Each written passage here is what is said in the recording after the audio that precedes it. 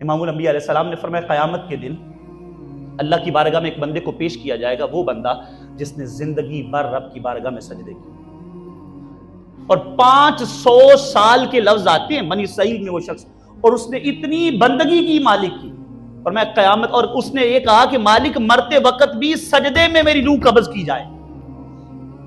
اتنا نیک، اتنا پرہیزگار، قیامت کے دن جب رب کی بارگاہ میں پیش ہوگا تو رب فرمائے گا اس بندے کو میری رحمت کے صدقے جنت میں بھیج دو، میری رحمت کے صدقے جنت میں بھیج دو. وہ کہے گا مالک رحمتیں تو ہیں پر میرا عمل بھی تو دیکھا جائے، میرا عمل بھی تو دیکھا جائے. رب پھر فرمائے گا میری رحمت کے صدقے بھیج دو. پھر کہے گا مالک میرا عمل. رب پھر فرمائے گا رحمت کے صدقے بھیج دو. مالک کا عمل بھی تو دیکھو نا. رب فرمائے گا چھوڑو ساری باتیں، پہلے ذرا اس کا عمل تو دیکھو، ذرا دیکھ لو نا کیا کیا اس نے. کہتے جب اس کے اعمال لائے جائیں گے نا، دفتروں کے دفتر، رب فرمائے گا سارے عمل اس کی ایک طرف رکھو، ذرا اس کے مقابلے میں میری ایک نعمت جو میں نے آنکھ اس کو دی تھی رکھو نا.